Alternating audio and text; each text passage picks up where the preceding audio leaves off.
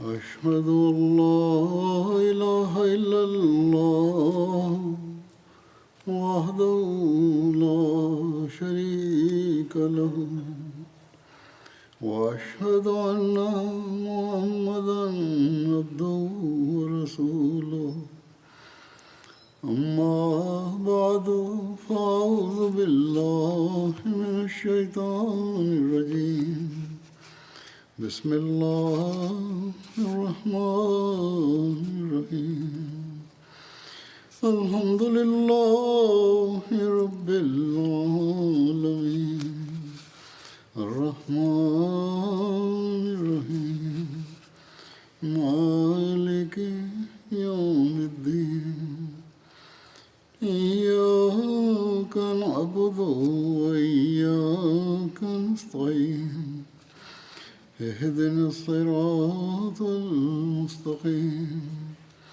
صراط الذين أنعمت عليهم غير المغضوب عليهم ولا الضالين. Het is het goddelijke besluit van Allah de Almachtige, dat wie in deze wereld komt, na hier enige tijd te hebben doorgebracht, uiteindelijk zal vertrekken. Het meest gelukkig zijn degenen die goede herinneringen achterlaten, die bewezen hebben nuttig te zijn voor anderen, die door hun daden laten zien dat zij hun geloof boven de wereld stelden, die probeerden te handelen naar de geboden van Allah en zijn boodschapper sallallahu alaihi wasallam, die werkten om het doel van hun belofte van trouw, namelijk de bay'at aan de beloofde Messias sallallahu alaihi wasallam te vervullen. Degenen die werkelijk loyaal zijn aan Khilafat Ahmadiyya, die hun uiterste best deden om de rechten te vervullen, die verschuldigd zijn aan de mensheid, die altijd probeerden om het plezier van Allah de Almachtige te bereiken, en voor wie iedereen alleen maar lovende woorden spreekt. Als zodanig worden zij, volgens de heilige profeet sallallahu alaihi wasallam, voorbestemd voor het paradijs. Ik zal spreken over een individu die probeerde zijn leven te leiden in overeenstemming met het welbehagen van Allah de Almachtige. Ik zal spreken over de gerespecteerde Amatul Quddus Sahiba, die de dochter was van Hazrat Dr. Mir Muhammad Ismail Sahib radiyallahu ta'ala anhu en de vrouw van wijlen Sahibzada Mirza Wasim Ahmed Sahib. Zij was de schoondochter van Hazrat Muslih Maud radiyallahu ta'ala anhu. Hoewel ze in Qadian woonde, bezocht ze deze dagen haar dochters in Rabwa, waar ze op 96-jarige leeftijd overleed. Inna lillahi wa inna ilayhi raji'un. Bij de gratie van Allah de Almachtige was ze een Moesia en droeg bij voor het tarief van 1/9. Ik zal enkele details van haar leven vermelden. Bij de inauguratie van de Jalsa Salana, de jaarlijkse conventie in 1951, leidde Hazrat Khalifatul Masih II radiyallahu ta'ala anhu de nikah van Hazrat Mirza Wasim Ahmed Sahib met haar en zei: vanwege bepaalde redenen wil ik 2 nikah-ceremonies aankondigen, voorafgaand aan de openingszitting van de Jalsa. De ene was van haar en de andere was van de dochter van Hazrat Khalifatul Masih II. Hij zei: ik zal slechts 2 nikah-ceremonies leiden. Als ik dit eerder had aangekondigd, zouden er veel verzoeken zijn binnengekomen om hun nikah te leiden. Als er te veel huwelijksaankondigingen zijn tijdens de Jalsa-gelegenheid, zou de tijd voor de toespraak ook korter zijn geworden.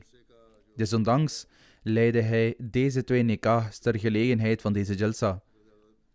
Haar neef van vaderskant, Sayyid Daud Ahmed Sahib, werd aangesteld als haar wakiel.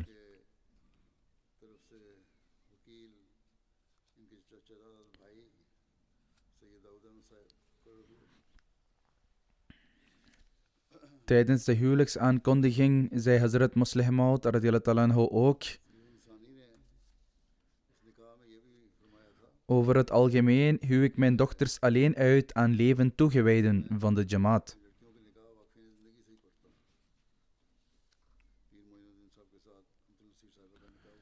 Amatul Nasir Sahiba was getrouwd met Pir Moinuddin Sahib.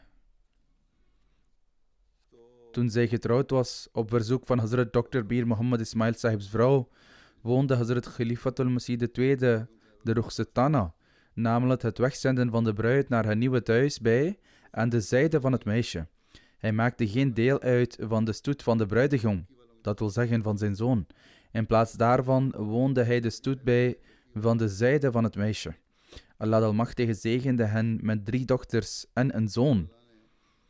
Een van haar dochters, Amatul Alim Sahiba, is op dit moment de Sadr Lajna van Pakistan. Zij is de vrouw van Mansoor Ahmed Khan Sahib, Wakil Ala Tehreek-e Jadid.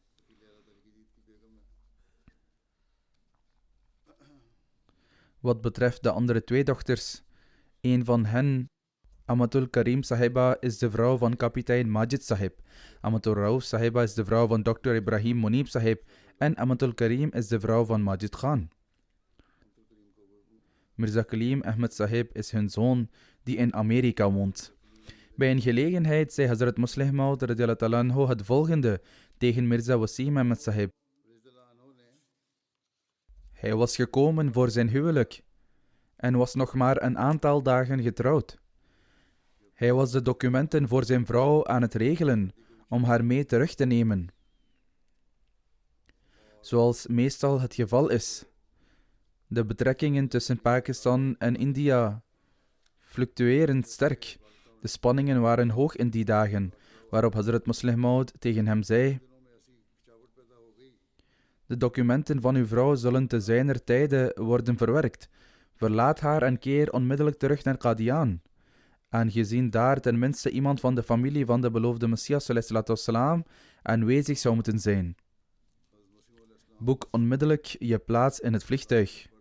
Zelfs als er geen stoelen beschikbaar zijn, is het essentieel dat je gaat. Zelfs als je met een chartervlucht moet reizen. Hazrat Musleh Maud zei: de reden hiervoor is dat als je er niet bent en niet in staat bent om een voorbeeld te stellen van het brengen van offers, hoe zullen de mensen dan offers brengen?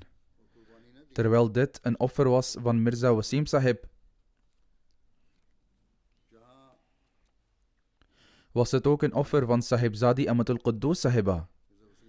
Het was onzeker wanneer de documenten zouden worden voltooid en de omstandigheden waren moeilijk en hadden kunnen verslechteren. Het was echter het bevel van de kalif van de tijd en met grote tevredenheid nam ze afscheid van haar man en gaf voorrang aan haar religie boven de wereld. Hazrat Musleh Maud radiyallahu anhu was op het vliegveld in Lahore om afscheid te nemen van Mian Wasim Ahmed Sahib.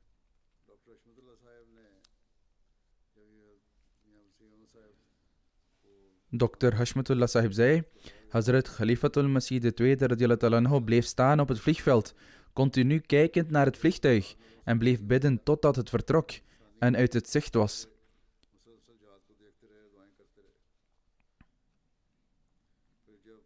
Daarna, toen de documenten van zijn vrouw waren voltooid, zei ze: een jaar na mijn huwelijk stond ik op het punt om naar Qadian te vertrekken. Hazrat Musleh Maud adviseerde me specifiek om in het huis van Nasr te verblijven, dat de beloofde Messias ﷺ vaak bezocht en ook lezingen op de binnenplaats had gegeven.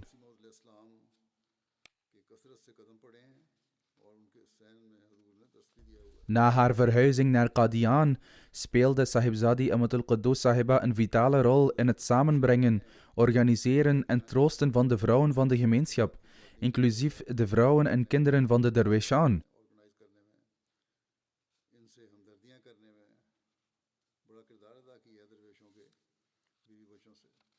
Hierdoor voelden de vrouwen zich op hun gemak. Ik heb ontelbare brieven ontvangen van de vrouwen en dochters van de derwishan daar. Aangekomen in Londen hield Hazrat Khalifatul Masih IV Rahimahullah Ta'ala de eerste preek op 4 mei 1984. Daarin riep hij de Ahmadis van de wereld op met de woorden van de beloofde Messias ﷺ: wie zijn mijn helpers in de zaak van Allah? En kondigde een grootschalig programma aan voor de verspreiding van de islam. Hij verklaarde ook dat er behoefte was aan een groter complex voor deze doelstellingen. Het was nodig om 2 nieuwe centra voor Europa te bouwen. 1 in Engeland en 1 in Duitsland. Voor dit doel zal Allah Almachtig uit zijn genade de rijkdom verschaffen. En hij moedigde de mensen aan om deel te nemen aan dit initiatief. De vrouwen van Qadian reageerden hier opnieuw op met volle passie en loyaliteit. Sahibzadi Amatul Quddus Sahiba diende als de Sadr Lajna India. In haar verslag vermeldde ze dat na het starten van deze regeling, bij de gratie van Allah, Lajna-e-Maila van India gehoor gaf aan de oproep van zijn heiligheid en van harte deelnam door alle juwelen en geld dat ze hadden te overhandigen. Zelf gaf ze ook al haar sieraden.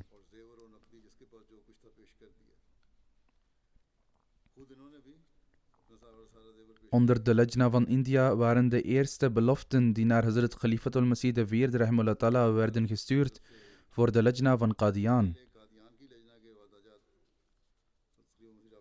Daarop, tijdens de vrijdagpreek op 10 augustus 1984, noemde Hazrat Khalifatul Masih IV de Lajna van Qadian verklarend: ik heb een verslag ontvangen over de Lajna, namelijk de vrouwen van Qadian, en ik zat hierop te wachten, omdat toen de offers van het Tahrik-i-Jadid schema werden geïnitieerd, het de vrouwen van Qadian waren die de eer hadden om buitengewone offers te tonen. Nu zijn er nog maar weinig vrouwen daar, maar hoeveel het er ook zijn, ik wachtte nog steeds op nieuws met betrekking tot hen, want het is hun recht om voorop te blijven op het gebied van offers. En net zoals zij destijds de naam Qadian verheven hebben, zal het nu ook verheven worden. Dus, alhamdulillah, ik heb het verslag ook vandaar ontvangen. Sadr Lajna van India informeert mij dat zij de beloften van de Lajna en Nasirat van Qadian voor de nieuwe centra naar mij heeft gestuurd op 16 juli.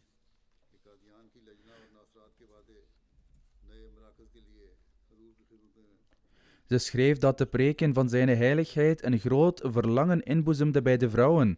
Bij de gratie van Allah gaven ze alles wat ze bezaten, maar zelfs dan was dit verlangen niet gedoofd. Ze zijn zo gepassioneerd dat als ze iets anders bezaten, ze het op de weg van God zouden hebben gegeven. Dit was de brief die Sahibzadi Amatul Quddus Sahiba stuurde naar Hazrat Khalifatul Masih IV Rahimahullah Ta'ala. In 1991 reisde Hazrat Khalifatul Masih IV naar Qadian, India en verklaarde: ik kan dit niet zeggen over alle Lajna van India, maar bij de gratie van Allah kan ik met betrekking tot de Lajna van Qadian zeggen dat zij ongeëvenaarde voorbeelden van financiële offers laten zien. De Qadian Jamaat is erg arm. Maar toch heb ik altijd gezien dat wanneer er een oproep wordt gedaan, de vrouwen en meisjes hier naar voren komen met grote ijver en passie, dat mijn hart er soms naar verlangt om hen tegen te houden en te zeggen: genoeg, jullie hebben de middelen niet om dit te doen. Eerlijk gezegd maak ik me naast blijdschap ook zorgen om hen. Maar dan denk ik dat degene voor wie zij deze offers brengen, hij heel goed weet hoe hij hen rijkelijk moet belonen. Dezelfde Allah uit zijn genade zal hen in de toekomst overvloedig schenken, zowel in hun geloof als in hun wereldse voorzieningen. Dan zegt hij: op een keer, toen ik een oproep deed voor de centra, braken de Ahmadi-meisjes hun spaarpotten en gaven de weinige munten die ze gespaard hadden weg omwille van hun geloof.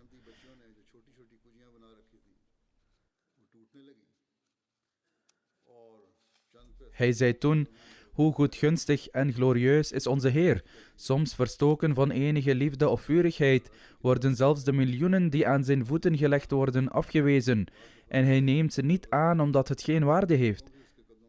Maar wanneer een oprecht, maar arm individu al het geld dat hij heeft uit liefde schenkt, dan aanvaardt hij het met nog meer liefde en genegenheid. Net zoals u geschenken van uw geliefden aanneemt en ze dierbaar vindt, heeft God ook manieren om dingen dierbaar te vinden. Ik weet en ben er zeker van dat God op deze manier zelfs deze schamele hoeveelheid geld zeer zeker gewaardeerd zal hebben. Dit is een uittreksel van wat hij zei tijdens de toespraak tot de vrouwen daar op de Jalsa Salana. Toen Hazrat Musleh Maud haar, namelijk Amatul Quddus Sahiba, naar Qadian stuurde, adviseerde hij haar dat ze de vrouwen van de verschillende jamaats moest verzamelen. Toen ze daarheen ging, werd ze benoemd tot algemeen secretaris van Qadian. Daarna in 1955 diende ze als de lokale Sadr Lajna, waarna ze werd gekozen als de Sadr Lajna van India. In 1959 vonden de verkiezingen plaats voor het kiezen van een andere lokale Sadr Lajna en ze bleef werken als de Sadr Lajna van India. Bij de gratie van Allah bleef ze in deze hoedanigheid dienen tot 1999 en daarna bleef ze een erelid. Tijdens haar ambtstermijn heeft ze ook verschillende jamaats door heel India bezocht en zo omspannen haar dienstjaren 46 jaar. In het begin waren er veel moeilijkheden bij het organiseren van de taken van Lajna. Ze schreef brieven, ook al kreeg ze aanvankelijk geen antwoord. Daarna schreef ze onder het adres van Sahibzada Mirza Wasim Ahmed Sahib. Door deze inspanningen verenigde ze geleidelijk de lokale jamaats daar. Er zijn verschillende lokale talen in India. Veel brieven die ze ontving waren in verschillende talen geschreven. En dit was ook een uitdaging. Daarom werden deze brieven vertaald met de hulp van lokale missionarissen.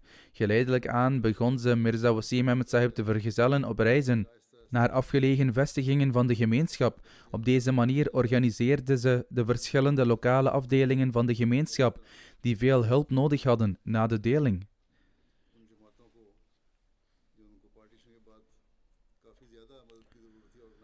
Haar dochter Amatul Alim schrijft: in de tijd van Hazrat Khalifatul Masih IV had ze ook een team samengesteld dat verantwoordelijk was voor het samenvatten van brieven die vanuit India werden ontvangen. Hazur kreeg deze samenvattingen toegestuurd en hij was zeer verheugd over dit werk. Ze heeft grote diensten bewezen met betrekking tot de Koran. Ze leerde de heilige Koran aan meer dan 250 meisjes in Qadian. Schoolmeisjes kwamen in groepen om de heilige Koran te leren. Eerst in de vroege ochtend, gevolgd door de middag. In India kwamen sommige meisjes die hun FA of FSC hadden afgerond tijdens hun schoolvakantie 3 maanden in Qadian verblijven. Haar dochter vertelt verder: onze moeder leerde die meisjes 's ochtends, 's middags en 's avonds de vertaling van de heilige Koran. Ze was in staat om de Lajna-leden grondig te organiseren. Ze leerde anderen hoe ze met grote kracht moesten werken. Ze adviseerde anderen om een band met Khilafat op te bouwen door middel van anekdotes. En door het horen van deze anekdotes groeiden meisjes en vrouwen in hun band met Khilafat. Gastvrijheid voor gasten was een van haar opvallende kwaliteiten. Haar dochter zegt verder: ze heeft onze vader altijd gesteund. Ze leefden onder zeer slechte omstandigheden. 's Middags aten ze alleen linzen en onze vader hield een koe voor de melk. Als er een gast kwam, presenteerde ze zonder enige aarzeling wat ze hadden klaargemaakt. Ze gaf de gasten ook drank of thee, afhankelijk van het jaargetijde. Daarna, als hun omstandigheden verbeterden, gaf ze de gasten eten. Mensen kwamen haar huis bezoeken en beschouwden het als hun eigen huis. Ze was een goede echtgenote en altijd behulpzaam, zelfs in moeilijke tijden. Ze stelde nooit eisen. Ze zou met tevredenheid rondkomen met het geld dat haar door haar man Mia Wasim Ahmed Sahib werd gegeven. Met als resultaat dat Allah de Almachtige buitengewone zegeningen over die rijkdom zou schenken. Ze was nauwgezet en goed georganiseerd. Haar dochter vervolgt: toen Mirza Wasim Ahmed Sahib overleed, zag mijn moeder een droom dat ze op een laatste reis ging, alsof ook zij zich voorbereidde om te vertrekken. Hazrat Khalifatul Masih III Rahimahullah Ta'ala kwam naar haar toe in de droom en zei dat haar visum nog niet was goedgekeurd. Zo leefde ze door de genade van Allah, zelfs na die droom, nog lang.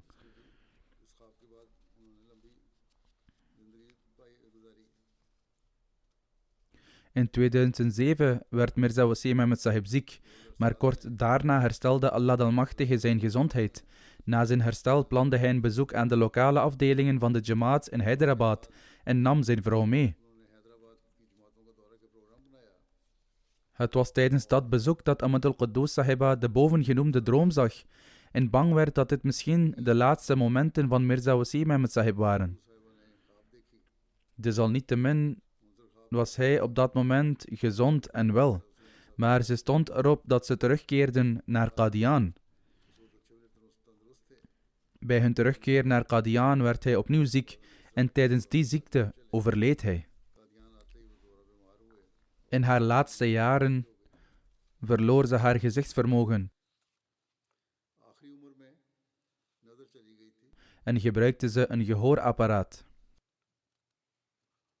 Uiteindelijk verloor ze haar gehoor, maar ondanks dat bracht ze haar tijd tevreden door en was ze nooit ondankbaar. Als iemand naar haar gezondheid vroeg, antwoordde ze altijd met: alle lof komt Allah toe. Alhamdulillah.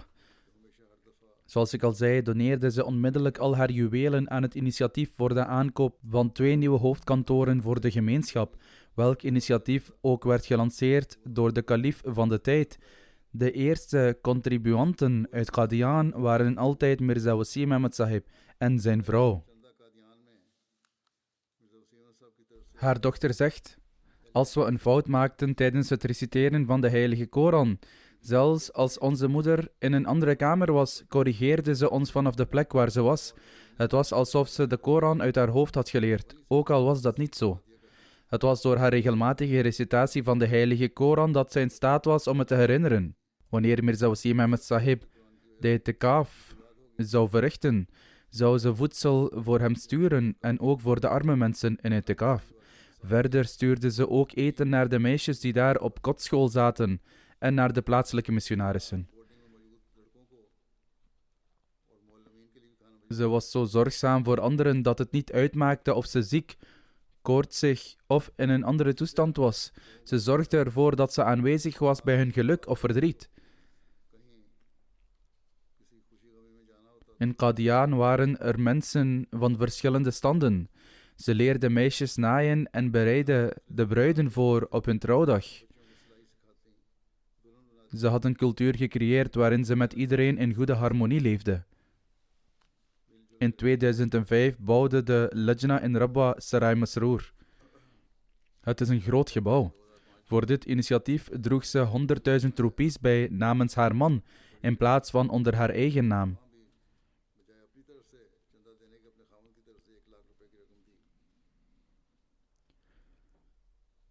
Haar dochter zegt verder: na de deling in Rattenbagh, Lahore en daarna in de lemenhuizen van Rabwa reciteerde ze de heilige Koran aan Hazrat Amma Jan radiyallahu anhu. Hazrat Amma Jan zou ook luisteren naar de malfuzat, namelijk de uitspraken van de beloofde Messias ﷺ van iemand, en ze had de gelegenheid om ze ook aan haar voor te lezen. Haar jongere dochter Amatul Rauf zegt: Shahji Itterdeen Sahib en Hafiz Sahib verbleven in Baitur Riyazat, de kamer van de rode druppels, en in de grote kamer van Hazrat Amma Jan. Daarna verbleef Bhai Abdurrahim Sahib daar ook. Wat er in het huis werd gekookt, zou naar hen worden gestuurd.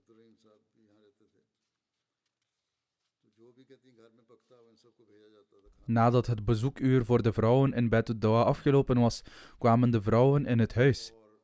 Het huis was altijd open en er waren geen beperkingen op bezoek.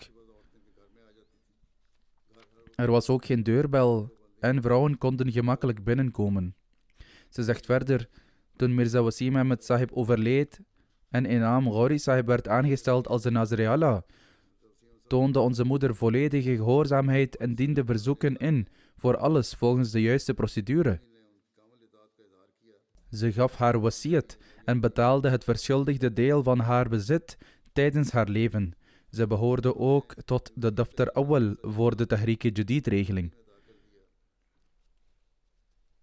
Ze raadde haar kinderen aan om zo vroeg mogelijk te bidden, omdat het gebed het eerste is dat op de dag des oordeels ter verantwoording wordt geroepen. Ze zou zeggen dat als ze hiervoor slaagden, Al het andere zou volgen. Ze zegt verder, ze zorgde voor veel meisjes. Ze voorzag hen niet alleen van een uitstekende opvoeding, maar ze leerde hen ook hoe ze de heilige Koran moesten reciteren, de vertaling ervan en regelde vervolgens hun huwelijken. Er was een man die Ahmadiyyat accepteerde uit Bihar Ranchi, samen met zijn dochter. Hij was hoogbejaard. Hij bracht zijn dochter naar mijn moeder en zei, ik weet niet hoe lang ik nog zal leven. Na mijn dood zullen de broers van dit meisje haar vermoorden. En daarom verzoek ik u om haar onder uw hoede te nemen. Op dat moment was het meisje ongeveer 25 jaar oud. Ze vervolgt, op die leeftijd leerde mijn moeder haar hoe ze de heilige Koran en de vertaling ervan moest reciteren, ondanks het feit dat het meisje de taal niet kende en ongeschoold was. Ze zorgde er ook voor dat ze kon trouwen. In het begin had ze erg weinig middelen. Als de dochter van een derwees ging trouwen, leende mijn moeder haar eigen sieraden en zei tegen de bruid dat ze die mocht gebruiken zolang ze wilde en ze dan kon teruggeven. Dan werd het gegeven aan de dochter van de volgende derwees die zou gaan trouwen. Op deze manier profiteerden veel meisjes van haar sieraden, want in de beginperiode van moeilijkheden waren de omstandigheden van de derweesjen niet erg goed. Maar later, toen hun kinderen naar het buitenland gingen en een inkomen begonnen te verdienen, verbeterden hun omstandigheden. Toen ze ouder werden, stuurden ze al het spaargeld dat ze hadden naar huis, omdat ze dachten dat hun geld onveilig was waar ze ook woonden.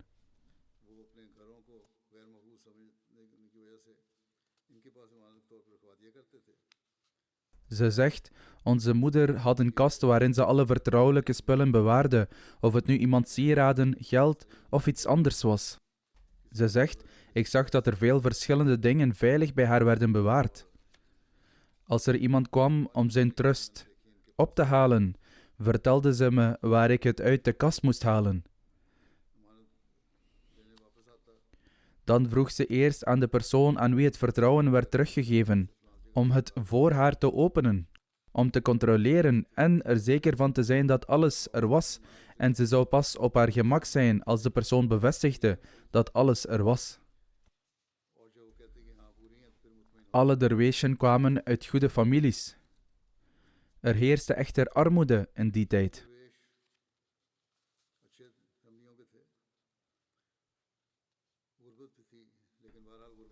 Sommige meisjes gingen na de lagere school verder studeren, maar anderen riep ze naar kantoor om lejna-werk te doen, zodat ze niet stil zouden zitten tot het tijd was om te trouwen.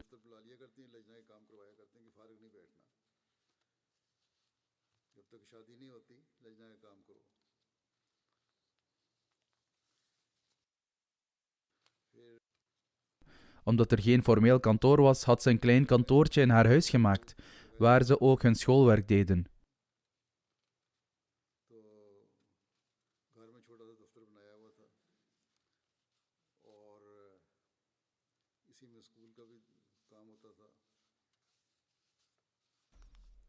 Het was er nogal druk, maar ze deed haar werk met veel plezier. Ze was erg gastvrij voor elk meisje dat daar kwam werken. Als het tijd was om te eten, gaf ze hen te eten, anders bood ze hen thee aan. Op dezelfde manier leerde ze de meisjes ook hoe ze de tafel moesten dekken. Ze zei dat ze dat nu moesten leren, zodat wanneer ze in goede gezinnen getrouwd zijn, niemand ze ooit onwetend kan noemen. Dit was de mate waarin ze zich om deze meisjes bekommerde, en toen veel van die meisjes in goede gezinnen werden uitgehuwelijkt, hadden ze geen probleem dankzij haar haartraining. Veel vrouwen en meisjes hebben gezegd dat dit de manier was waarop ze door haar werden opgeleid, waardoor ze geen problemen hadden om zich aan te passen aan hun schoonfamilie.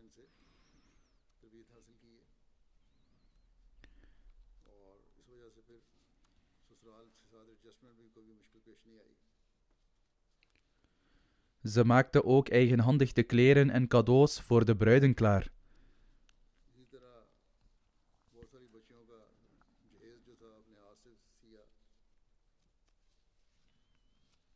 Op Eid ging ze zelf naar de huizen van de weduwen van de derweesjen om hen Eid-geschenken te geven. Mirza Wasim Ahmed Sahib ging ook met haar mee, maar als hij niet kon gaan, dan ging ze alleen. Ze zegt, iemand vertelde haar dat iemand een zeer weelderig huis had gebouwd in Rabwa. Waarop ze zei, ik heb met Allah gesproken over één ding. Dat is dit huis van zegeningen dat ik heb ontvangen. Wat betekent dat ze de mogelijkheid kreeg om in Qadian te wonen. En ik ben hier gekomen als de schoondochter van de tweede kalif. Dit is meer dan genoeg voor mij. Maar geef mij alstublieft een verheven huis in het paradijs. Dit is de kwaliteit van een gelovige, in dat zij onverschillig zijn voor wereldse allures. Ze schrijft over Hazrat Mir Muhammad Ismail Sahib radiyallahu anhu.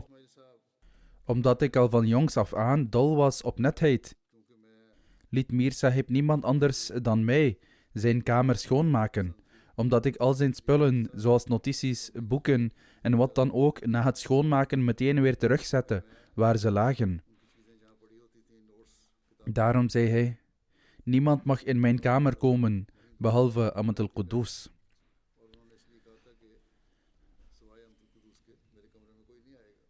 Daarna, wanneer een meisje klaar was met haar examens van de 10e klas, vroeg ze hen. Sommige meisjes leerden de heilige Koran lezen van Abdurrahman Jat Sahib.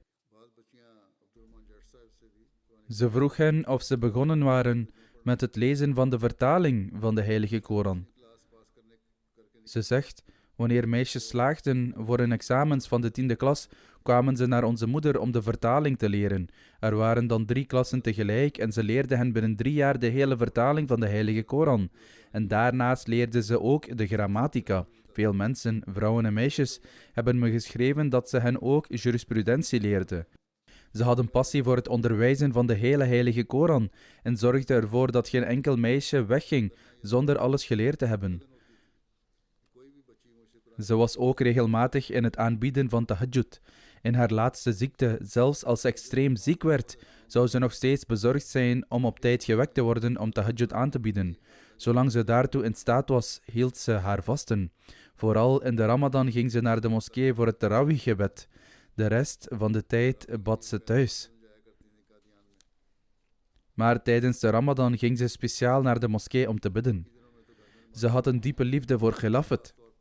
Ze schreef brieven naar de kalif van de tijd.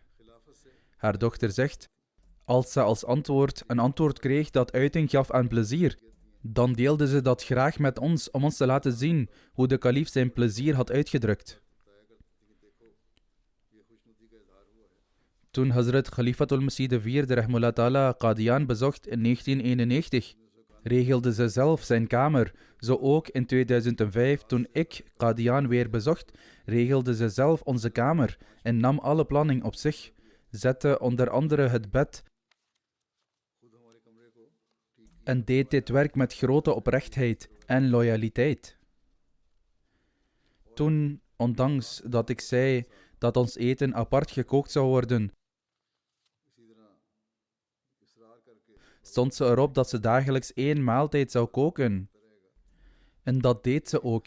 En ze zou het eten met grote zorg koken. Ze zegt, nadat mijn vader overleden was, was mijn moeder aan het bidden en huilen. Tegelijkertijd herhaalde ze dezelfde woorden die Hazrat Ammajan zei bij het overlijden van de beloofde Messias al-Islam. O God, hij vertrekt van ons. U mag ons niet verlaten. Ze zegt, ik ben er getuige van geweest en weet zeker dat dit gebed verhoord werd, omdat we daarna, aangezien de dochters in Pakistan getrouwd waren, meerdere visa's ontvingen. En ze kon komen en gaan en ze voelde zich dus niet eenzaam.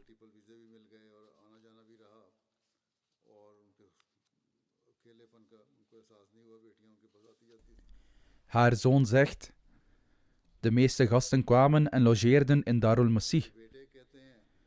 En onze moeder trainde kinderen van 11 en 12 jaar om warm water naar de kamers te brengen en in de behoeften van de gasten te voorzien.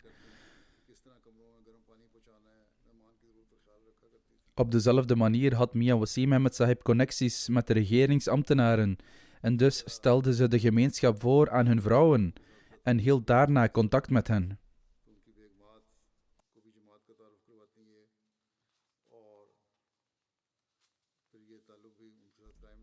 Satnam Singh Bajwa was daar een prominent politicus. Na de deling verhuisde hij naar India. Hij was de vader van Pratap Singh Bajwa, die tegenwoordig parlementslid is.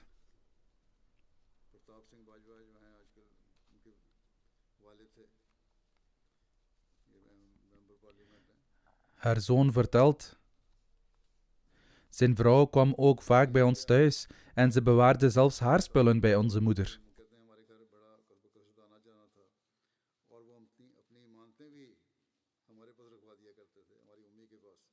Op een keer gaf ze iets om in bewaring te houden en ze vroeg of ze het geopend had om te zien wat het was, waarop ze antwoordde: het is jouw eigendom. Hoe kan ik het openen en kijken? Je moet het controleren om te zien of het in orde is. Ze zorgde voor de armen. Hij vertelt, ze was eens op bezoek in een dorp in Odisha. Ze had niets om aan de mensen te geven. Hij vervolgt: wat voor extra kleren wij kinderen ook hadden. Al haar kinderen waren met haar meegegaan. We gaven het aan de mensen, zodat ze zichzelf konden bedekken. Want ze waren in een erg verarmde en arme staat. Hij zegt dan verder: de Koran die onze moeder gebruikte om de jonge meisjes te leren hoe ze de heilige Koran moesten lezen, en de vertaling ervan was gebaseerd op de vertaling van Hazrat Mir Muhammad Ishaq Sahib radiyallahu anhu. En dit specifieke exemplaar werd haar cadeau gedaan door Hazrat Amma Jan radiyallahu anhu. Ibrahim Munib is haar schoonzoon en verklaart dat zij na het overlijden van Mia Wasim Ahmed Sahib 10 jaar in Qadian woonde. Nadat ze ernstig ziek werd, brachten haar dochters haar naar Rabwa. Bij de gratie van Allah zou haar visum ook verlengd worden, maar ze was altijd van plan om Qadian voor een langere periode niet te verlaten. Tenzij ze toestemming had gevraagd aan de kalif van de tijd, wilde ze niet langer dan een paar maanden buiten Qadian blijven. In ieder geval schreef ze mij en ik schreef haar terug dat ze zo lang als ze wilde buiten Qadian kon blijven en dat ze haar visum moest blijven verlengen. Pas daarna bleef ze daar voor langere tijd.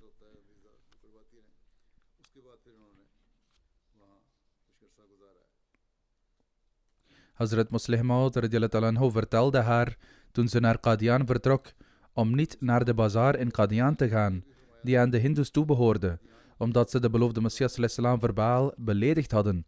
Ze toonde zoveel respect voor Hazrat Muslih Maud's instructie, dat zelfs nadat de omstandigheden verbeterd waren en de lokale mensen op een hoffelijke manier begonnen om te gaan, en vele Ahmadis die de Jalsa zouden bijwonen er ook heen gingen, evenals de leden van de familie van de beloofde Messias ﷺ, ze echter 70 jaar lang niet naar de bazaar in Qadian ging. In plaats daarvan ging ze naar Amritsar om boodschappen te doen. Ibrahim Munib Sahib zegt dat de lokale bevolking van Qadian zich eens fel verzette tegen de Ahmadiyya Jamaat.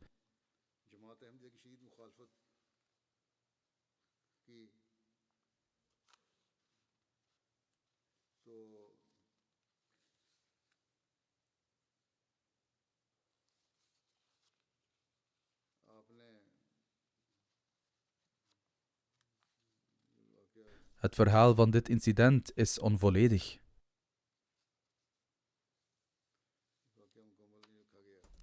Haar kleindochter schrijft: de jonge kinderen van Qadian noemden haar Nani Ummi. En ze toonde veel liefde en genegenheid aan iedereen, net zoals een grootmoeder dat doet.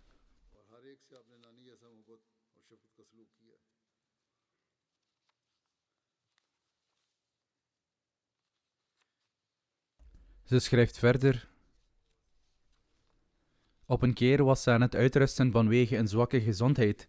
'S Avonds kwamen enkele vrouwen uit een verafgelegen jamaat naar haar toe.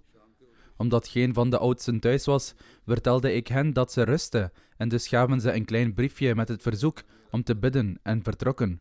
Toen mijn oma wakker werd, vertelde ik haar dat er 2 dames waren gekomen om haar te bezoeken. Ze vroeg meteen om het briefje en bad voor hen. Daarna gaf ze iemand aan de telefoon de opdracht om voor hen te doen wat er op het briefje stond. Toen legde ze uit liefde komen mensen van ver om je grootvader te ontmoeten.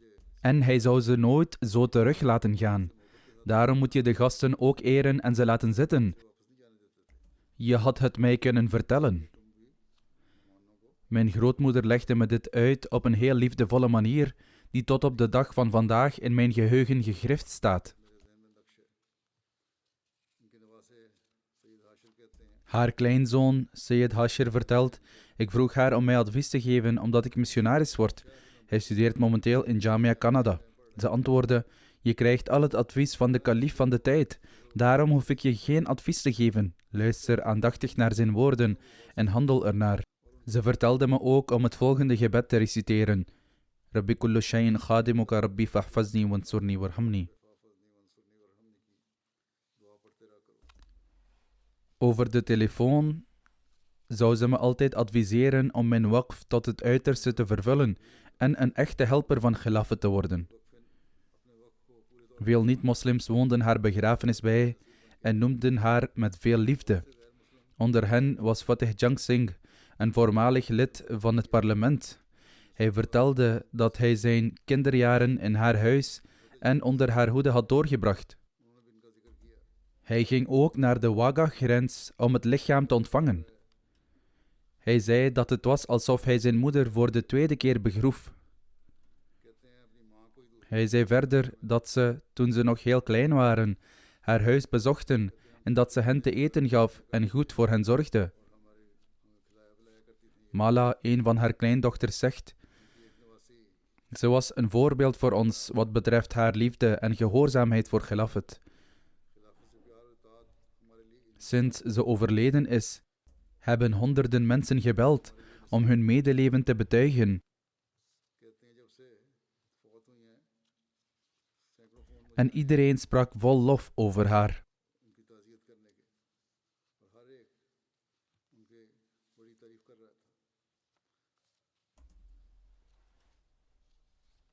Ze verbleef ook enige tijd in Qadian en zegt: ik merkte dat de mensen van Qadian veel van haar hielden en evenzo had zij ook veel liefde voor hen.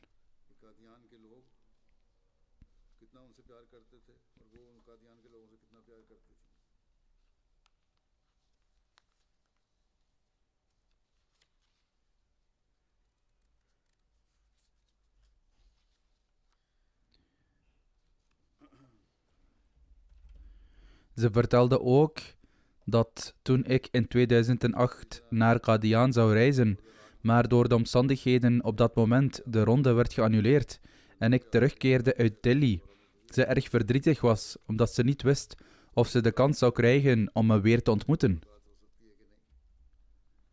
Abid Khan, die hier in Groot-Brittannië woont en de echtgenoot van haar kleindochter is, zegt: ze liet door haar voorbeeldige gedrag zien hoe iemand zijn waqf zou moeten vervullen.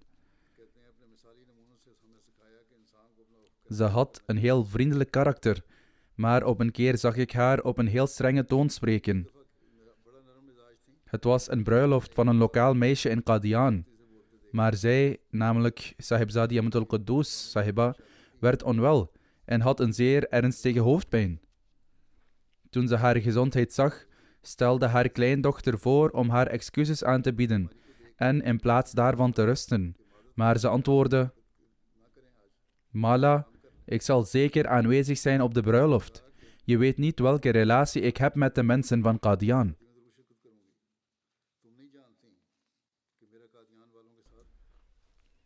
Aqila Ifat Sahiba, vrouw van Dr. Bashir Ahmed Nasir, Darwesh Qadian, zegt: door de organisatie van Nasirat en Lajna zou ze altijd de vrouwen en dochters van de Darwesh van Qadian begeleiden. Ze was zeer bedreven in het vervullen van administratieve zaken. Terwijl men met haar samenwerkte, kon men haar liefde, genegenheid, steun, respect en eer voelen. Ze wilde altijd de training van de verschillende rollen en verantwoordelijkheden doorgeven aan de toekomstige generatie. Ze was een zelfverzekerd en georganiseerd persoon. Wat voor werk ze ook deed, het werd op een sierlijke manier gedaan. Ze leerde ons de Heilige Koran en de vertaling ervan en leerde ons ook fiqh, namelijk islamitische jurisprudentie. De jonge vrouwen die door haar zijn opgeleid zijn nu in verschillende delen van de wereld en dienen de Jamaat waar ze ook zijn. Bushra Mubaraka Sahiba van Hyderabad, Dakkan, zegt: We hadden een zeer sterke familierelatie met haar. Tijdens de jalsa bleef ze tot midden in de nacht staan en zorgde persoonlijk voor de gastvrijheid van de gasten en voor hun eten, drinken en comfort. Ze zou zeggen dat zij de gasten van de beloofde Messias ﷺ zijn en dat we voor hen moeten zorgen. Ze zou voor elk klein detail zorgen. Op dezelfde manier zegt de vrouw van Khalid Alladin Sahib, Sajida Tanveer Sahiba. Ze was als een moeder voor alle Lajna-leden van India. Net zoals een zuigeling bij de vinger wordt vastgehouden en alle basisetiketten en zeden door zijn moeder worden geleerd. Op dezelfde manier zorgde Hazrat Appajan voor onze morele training en opvoeding op elk moment van ons leven, waarvoor mijn nageslacht en ik haar voor altijd dankbaar zullen zijn. Ik heb ontelbare brieven ontvangen van de dames van Qadian en van alle vrouwen met wie ze een band had. Ook de mannelijke kinderen van al diegenen die al lang in Qadian woonden, schreven dat ze hen opvoedde als een moeder.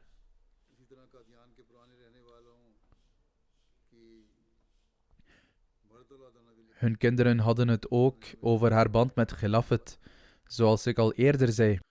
Andere vrouwen hebben dit punt ook genoemd. De nederigheid en uitzonderlijke loyaliteit die ze toonde aan Hazrat Khalifatul Masih II, radiyallahu anhu.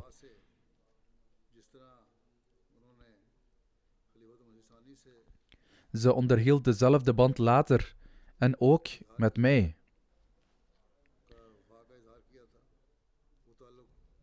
Ze was een voorbeeld.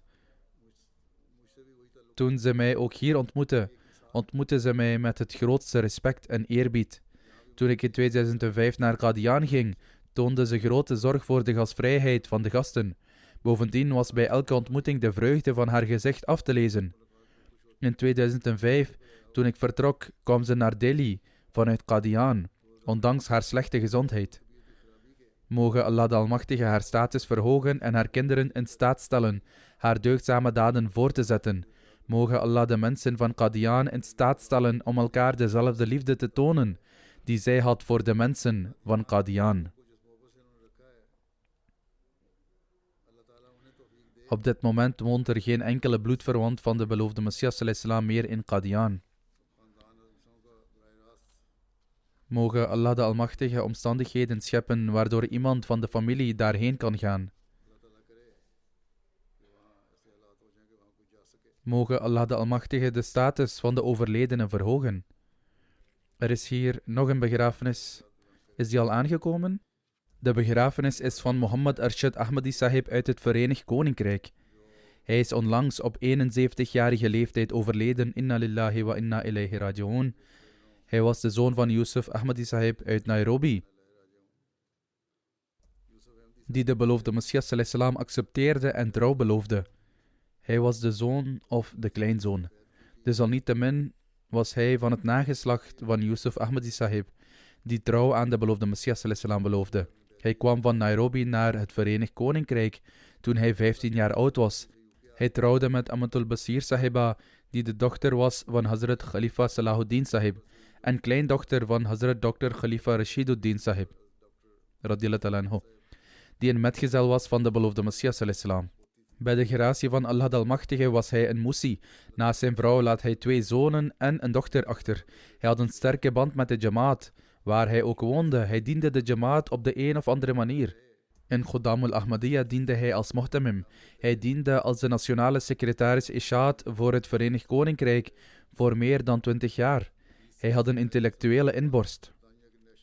Toen Salman Rushdie een godslasterlijk boek schreef tegen de heilige profeet sallallahu alaihi wasallam, in opdracht en onder leiding van Hazrat Khalifatul Masih IV rahimahullah ta'ala, had Arshad Sahib de gelegenheid om een weerlegging te schrijven.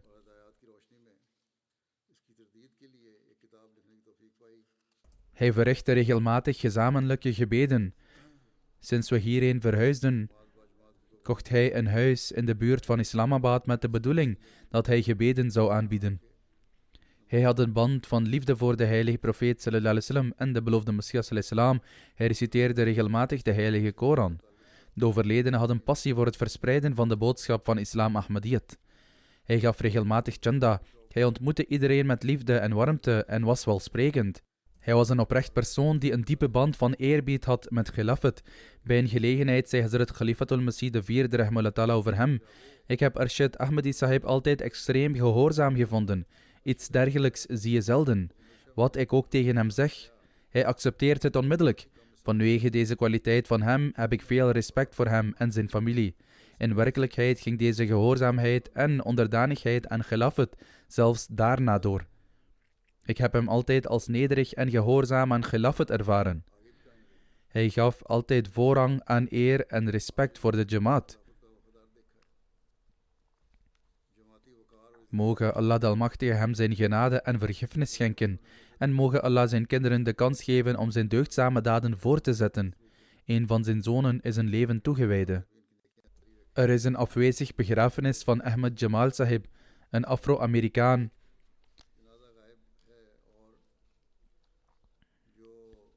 Hij woonde in de Verenigde Staten en overleed onlangs op 92-jarige leeftijd.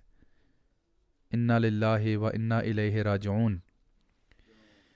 Hij werd geboren in 1930 en zwoer trouw aan Hazrat Muslih Maud radhiyallahu anhu in 1951.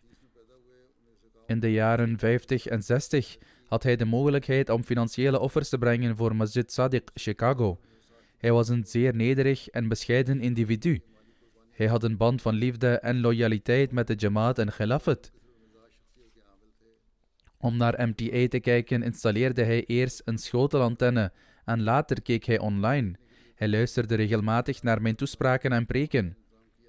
Hij besprak de preken met zijn vrienden en familieleden. Hij luisterde niet alleen naar de preken, maar maakte ook aantekeningen en besprak ze. De overledene woonde 90 mijl van de moskee vandaan, maar ondanks zijn leeftijd en slechte gezondheid kwam hij regelmatig voor het Jumma-gebed. Hij gaf regelmatig chanda en hoefde er nooit een tweede keer aan herinnerd te worden. Hij nam ook deel aan andere financiële initiatieven. Hij heeft een dochter, maar zij maakt geen deel uit van de Jamaat. Mogen Allah de Almachtige zijn vergiffenis en genade schenken aan de overledene. Mogen hij de gebeden accepteren die hij voor zijn dochter heeft opgeofferd. Mogen zij de kans krijgen om Ahmadiyya te accepteren. Er is 1 begrafenis aanwezig en 2 begrafenissen in afwezigheid. Na het vrijdaggebed zal ik de begrafenisgebeden verrichten.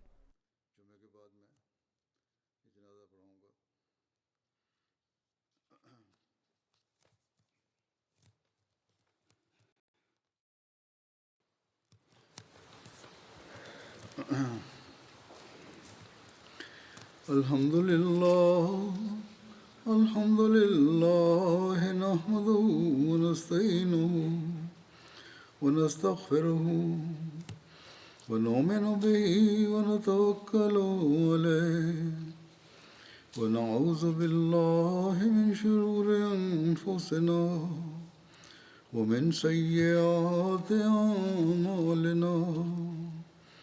من يهده الله فلا مضل له ومن يضلل فلا هادي له ونشهد أن لا إله إلا الله ونشهد أن محمدا عبده ورسوله عباد الله رحمكم الله إن الله يأمر بالعدل والإحسان وإيتاء ذي القربى وينهى عن الفحشاء والمنكر والبغي يعظكم لعلكم تذكرون اذكروا الله يذكركم وادعوه يستجب لكم ولذكر الله أكبر.